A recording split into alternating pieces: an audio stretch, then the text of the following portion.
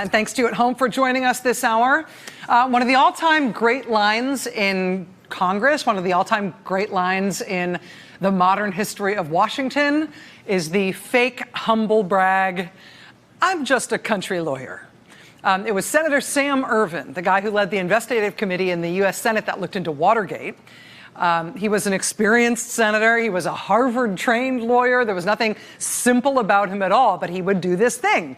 He would turn on this folksy country lawyer humble thing as a prologue to his most devastating, to-the-point questions. Now, I'm just a country lawyer, but, walk me through this.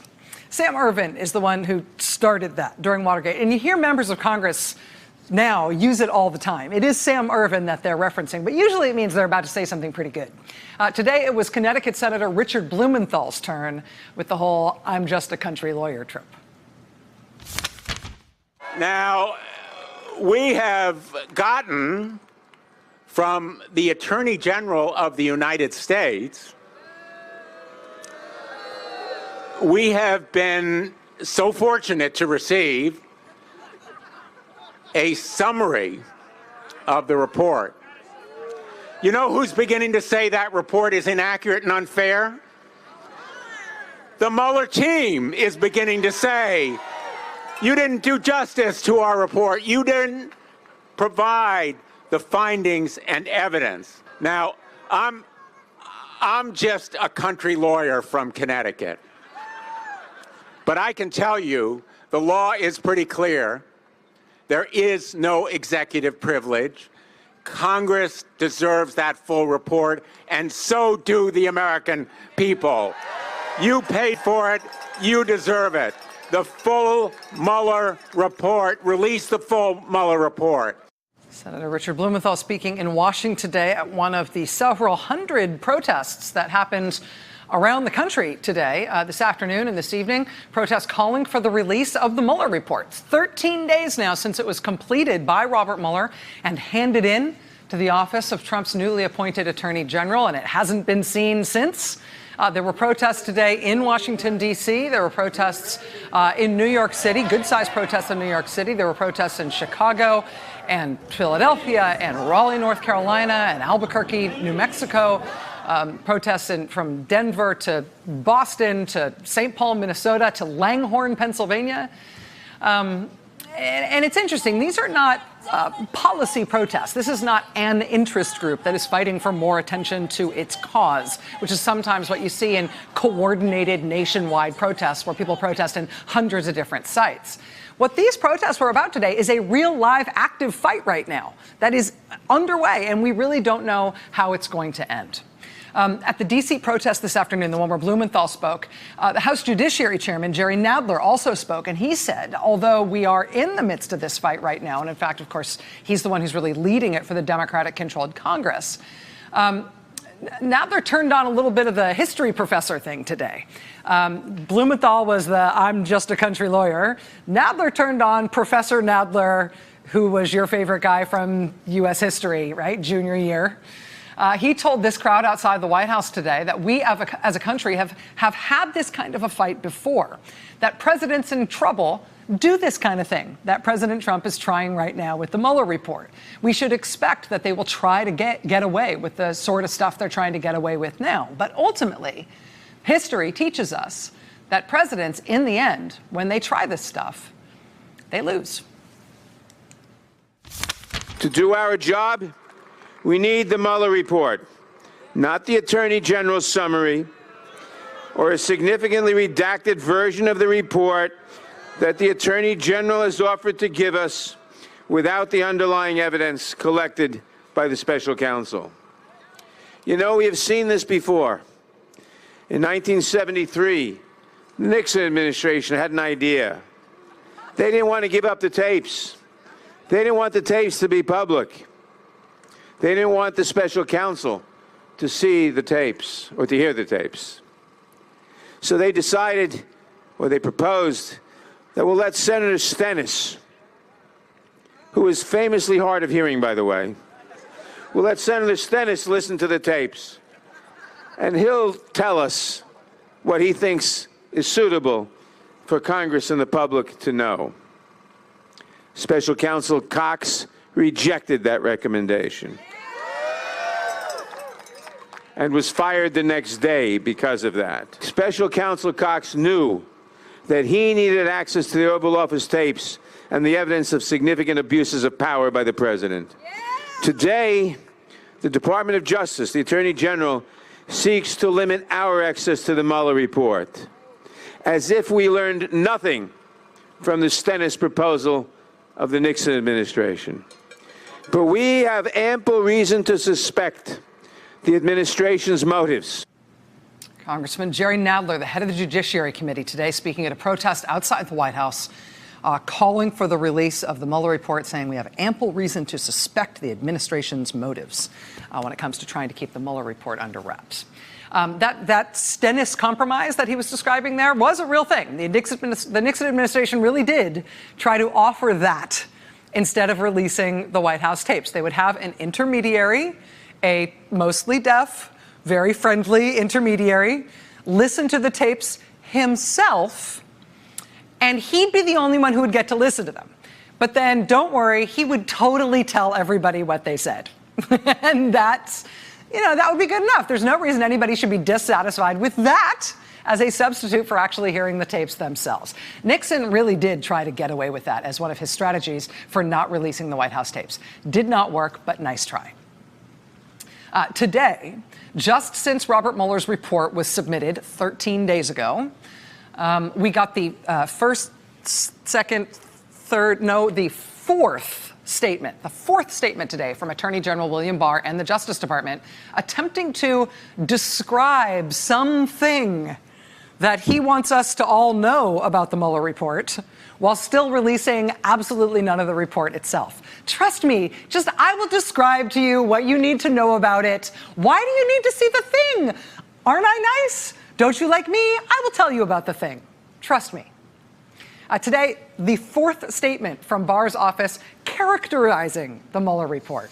And this came in the wake of this really important new reporting from the New York Times, which was quickly followed by the Washington Post, quickly followed by NBC News, and then later into today by CNN. All these news agencies now reporting that something apparently quite serious has gone wrong between the special counsel's office and the Attorney General, between the time when Mueller handed in his report 2 weeks ago tomorrow and the time when Barr started telling people what he wanted them to know about what he says is in that report. This time last night on the show, we were just absorbing the breaking news from the first story on the subject from the New York Times. This again was that Times headline, quote, "Some on Mueller's team say report was more damaging than Barr revealed." The lead of that piece, quote, "Some of Mueller's investigators have told associates that Attorney General William Barr failed to adequately portray the findings of their inquiry and that those findings were more troubling for President Trump than Mr. Barr indicated." Quote, "The special counsel's investigators had already written multiple summaries of the report, and some team members believe that Barr should have included more of their own material in the 4-page letter he wrote on March 24th, purportedly laying out their main conclusions." Quote, "Government officials familiar with the matter and others interviewed declined to flesh out why some of the special counsel's investigators viewed the findings as potentially more damaging for the president than Barr explained." Quote, "It was unclear how much discussion Mueller and his investigators had with senior Justice Department officials about how their findings would be made public." That's the story that broke just before we got on the air last night. It was like, for the first time in 22 months, we're getting reporting from Mueller's team. Hours later, in the middle of the night, the Washington Post broke not just their own version of the story, but actually another story on the same subject that advanced the issue considerably and actually sort of seemed to clear up some of the stuff that didn't necessarily make sense in the Times' initial report.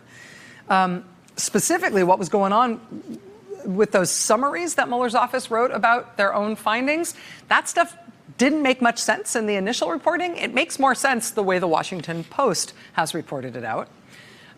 There is this question of what it means that William Barr chose to ignore the summaries written by Mueller's team and instead produce his own. Mueller's office apparently says that his representation of their findings is not an accurate representation of what they really found. Here's how the Washington Post explains it. Quote, members of special counsel Robert Mueller's team have told associates they're frustrated with the limited information Attorney General William Barr has provided about their nearly 2-year investigation. Barr told lawmakers that he concluded the evidence wasn't sufficient to prove the president obstructed justice. But members of Mueller's team have complained to close associates that the evidence they gathered on obstruction was alarming and significant. One person telling the Post, quote, it was much more acute than Barr suggested. Some members of the office were particularly disappointed that Barr didn't release summary information the special counsel team had prepared. According to one U.S. official briefed on the matter, quote, there was immediate displeasure from the team when they saw how the AG had characterized their work. The official said that the Mueller team prepared its summaries for different sections of the report with a view that they could be made public. The official said the report was prepared, quote, so that the front matter from each section could have been released immediately or very quickly. It was done in a way that minimum redactions, if any, would have been necessary, and the work would have spoken for itself. Mueller's team, in fact, assumed that that information was going to be made available to the public. Quote, they prepared their summaries to be shared in their own words and not in the Attorney General's summary of their work, as turned out to be the case. So this is a big development in this whole scandal, right? And this is a brand new thing that is just being reported for the first time in the last 24 hours. It's this remarkable piece of news in this whole 2-year scandal, in this whole investigation, and what now appears to be this epic effort by the administration to submarine the report of the investigation while the investigators fight for it to become public. I mean, what we are learning here is that Mueller's team didn't just write a 400-page narrative report, plus tables and appendices. They also specifically wrote short summaries for each section of their report, which they, according to the Post, specifically prepared for public consumption, so you and I could read it. They wrote those summaries that way because they believed those summaries would be publicly consumed. They thought they would be released. That's why they wrote them, and that's why they wrote them the way they did. Well, now, we assume, based on the Attorney General's statements and based on every other big presidential investigation that's anything remotely like this that we've ever seen before, we assume that there must be some things that were important in Mueller's investigation and maybe even described as part of his report on his findings, some things that, at least on the surface, the public can't see in an unfiltered form. Right? That's not a controversial assertion. Maybe there is classified information. Maybe there is stuff that, if it was exposed, it would screw up a pending prosecution or an investigation that's still important and still open and hasn't yet led to indictments or led to some other counterintelligence conclusion. Right? There's reason to expect that there may be stuff in there that's not supposed to be presented to the public in an unfiltered form. There's also a longstanding sacred rule in American jurisprudence that information obtained by a grand jury has only one legitimate public outlet, which is that it gets used in an indictment if an indictment is warranted, and then it gets used to prove a case against a defendant. I mean, other than that, any stuff that comes up in a grand jury is supposed to stay within the grand jury proceedings, supposed to be kept secret. Unless, the one exception to that, unless there's an order from a judge, a court order from a federal judge that specifically allows grand jury information to be made public or provided to Congress or provided to some other entity for some good reason that persuades the judge within the law. Right? Grand jury information is secret and can't be conveyed outside the grand jury unless a judge says so. Well, if there is grand jury information in Mueller's report, and Barr says there is, how is that being handled? If that information is key to understanding what the president did and its importance and what the country should do about it, how do you deal with that grand jury information? Well, there's 2 ways it could be handled. One, you could ask a judge to issue a court order that would allow that grand jury information to be made public or be conveyed to Congress or whatever it is you think should be done with it. We'll come back to that option in just a moment. In the absence of a court order that clears that information to be released, well, according to Attorney General William Barr, the entity that is going through Mueller's report, combing through it, determining what counts as grand jury information in Mueller's report, and therefore has to be redacted in the absence of a court order saying it can be released, Attorney General William Barr says there is an entity that is going through Mueller's report, cutting out all the grand jury information. And he says that entity is Mueller. Barr says it's the special counsel's office that's identifying grand jury material in its own report. so that material can be handled with the necessary sensitivities and legal restrictions. According to Barr, Mueller is the one that's doing that. The special counsel's office is the entity that is charged with finding any grand jury information that exists in their report. So in the absence of a court order, it can be redacted from anything that is handed over. Well, if that's what's going on, tell me how it makes sense that Mueller's own summaries, which he and his team wrote specifically for public consumption, that those summaries now are not being released for public consumption, supposedly because they contain grand jury material. That makes no sense at all. I mean, if Mueller's the one policing what counts as grand jury material, and Mueller's the one who wrote the summaries specifically so they could go to the public, then how could those be being withheld on that basis? I mean, that would be like me putting my dog in charge of what we're having for dinner. And then the dog gets really mad at me because it turns out he's decided we should have like lettuce and escarole and kale for dinner. And my dog hates all leafy greens, right? It makes no sense. If you're deciding what happens here, why would you decide against yourself? And then be mad about it. I mean, nothing against lettuce. My dog doesn't like it. My dog wouldn't pick that for dinner. Right? Why would Mueller write summaries for the public and then rule himself that those summaries definitely can't go to the public? I mean, that makes absolutely no sense. And that reporting as of last night about the existence of these summaries and how the Department of Justice was trying to purvey this sort of nonsense, anonymously sourced explanations for what happened to those summaries and why nobody's seen them, that nonsense is what led to this fourth notification from the Attorney General's office today, which I almost can't believe, but it's my job, so I have to try to do it. Rather than release any of the Mueller report in the nearly 2 weeks that they've had it, this latest fourth statement from the Justice Department about Mueller's report gives us this new characterization of what's in it. Quote, every page of the confidential report provided to Attorney General Barr on March 22nd was marked, may contain material protected under the Federal Rules of Criminal Procedure, Rule 6, Section E, a law that protects confidential grand jury information. Oh, every page says it may contain grand jury information, like as a disclaimer. As of today, that's the Justice Department's latest explanation for why they can't release the Mueller report and nobody's seen any of it. Turns out every page has a legal disclaimer on it, like a header or something. And so that's why every page of Mueller's report must be held back and not released, even the parts that Mueller wrote specifically for release to the public without redactions. And even though Mueller is supposedly deciding exactly what counts as grand jury information that has to be protected in his report. I mean, this latest assertion from the Justice Department literally states that they can't release anything from the report because every page has the same legal disclaimer on it. This has led to a new letter from the Judiciary Chairman, Jerry Nadler, back to the Justice Department, telling them, basically, you guys, this is getting ridiculous. Quote, Dear Attorney General Barr, I write to you regarding troubling press reports relating to your handling of Special Counsel Mueller's report, and to urge you to immediately release to the public any summaries contained in the report that may have been prepared by the Special Counsel. The New York Times and Washington Post both report that some in the Special Counsel's office have raised concerns about your March 24th letter summarizing the results of the Special Counsel's investigation. These reports suggest that the Special Counsel prepared his own summaries intended for public consumption, which you chose to withhold in favor of your own.